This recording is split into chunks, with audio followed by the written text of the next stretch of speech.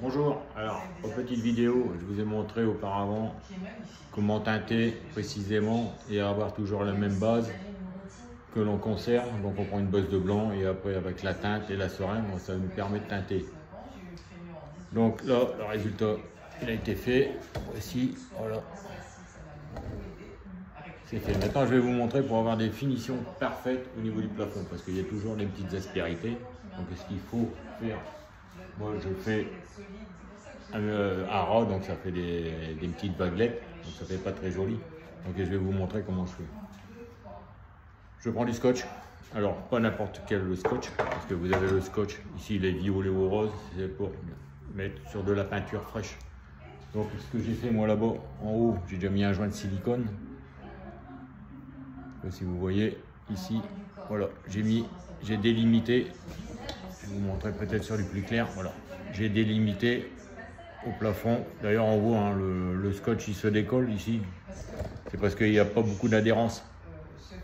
C'est pour ça, sinon si vous mettez un scotch qui est beaucoup plus costaud, quand vous allez arracher, vous risquez d'arracher aussi la peinture. Donc on utilise ce scotch là. Après, il y a le scotch intermédiaire qu'on met pour masquer et le scotch bleu très fort.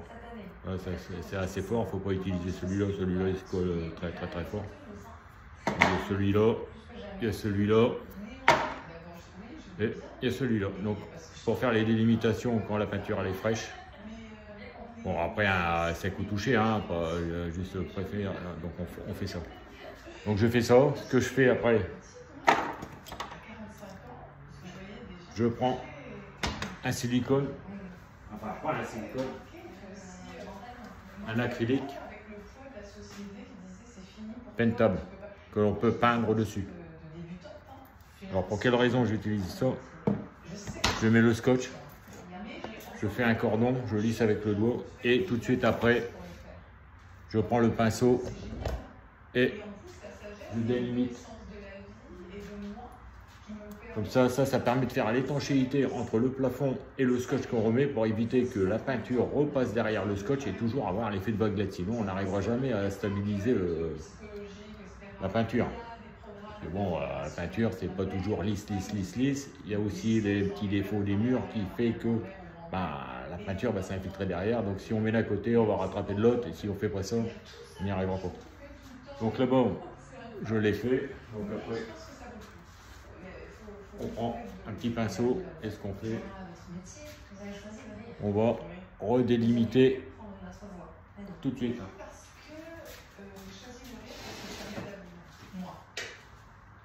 Toujours la base. Et on revient. Si vous voyez. Pour équilibrer une tristesse qui n'était pas la mienne que je portais en moi. Donc, d'une manière naturelle, je suis allée vers, comme j'ai besoin de rire, moi je vais faire rire. Et c'est aussi une manière de se protéger.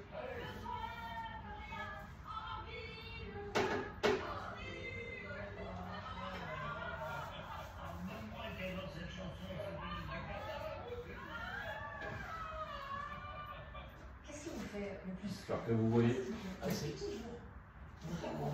C'est de voir des gens dans des situations déstabilisantes. On fait attention de ne pas dépasser non plus le scotch. Le scotch, c'est quoi, un centimètre? Je ne sais pas si vous voyez bien. On rit de nous. Et voilà, ça m'a toujours énormément fait rire. Jeannette Debouze était à votre place il y a 15 jours dans l'émission et il nous a dit que le rire pouvait guérir absolument de tout. Déjà, est-ce que vous êtes d'accord? Oui, je suis d'accord. Il vous a guéri de quoi, vous?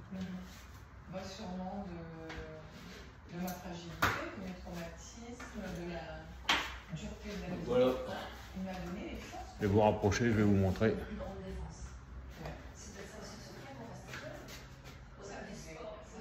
Donc on fait ça, et comme ça c'est très propre.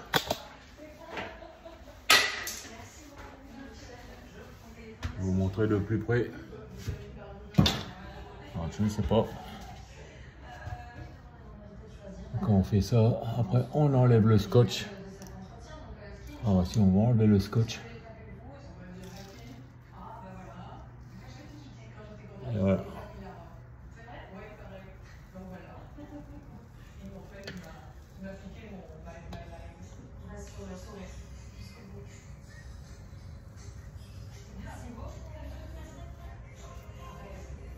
Bon, enfin attention pas que le scotch repart sur le mur, hein, sinon vous allez faire une trace blanche naturellement. Faites ça délicatement.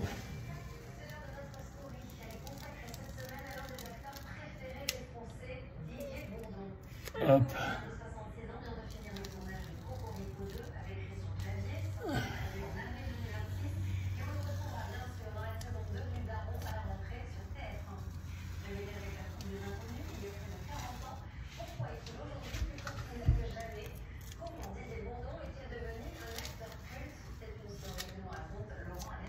Voilà.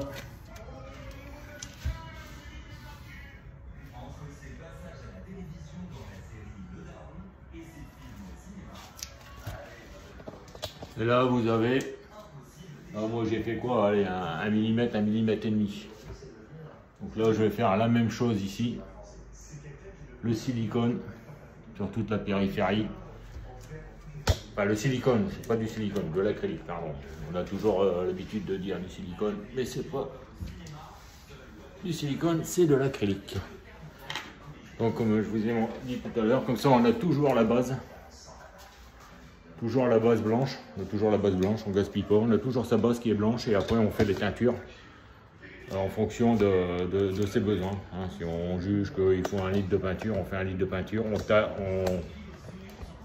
on mesure avec une bouteille en plastique comme la vidéo précédente. Et avec une petite seringue, comme je vous ai montré, vous notez bien les proportions de teinte que vous mettez. Hein. Donc vous coupez une bouteille d'1,5 litre si vous avez besoin d'1,5 litre. Vous mesurez, si vous mettez 20 millilitres de dose, vous marquez sur un papier 20 millilitres de teinte pour 1,5 litre de peinture. Et voilà, comme ça vous avez toujours votre base blanche et ça évite d'acheter des bidons de peinture déjà pré-teintés. Et après, il vous reste soit les 3/4 d'impôt, parce que si vous achetez en 2,5 litres, il vous faut qu'1 litre. Donc, vous avez 1,5 litre qui est là. Et puis, l'avantage de faire ça, comme je vous ai expliqué, avec un petit camion, et ben voilà, c'est tout. C'est ça, c'est propre. Comme ça, le camion, il reste propre. On a juste à le mettre dans un pot. Moi, j'ai des bocaux parfaits. En fonction de la quantité qui reste, je le mets dedans. Il me reste des bases pour faire des petites retouches. Alors si cette vidéo vous a plu, un petit pouce, encouragez-moi, merci.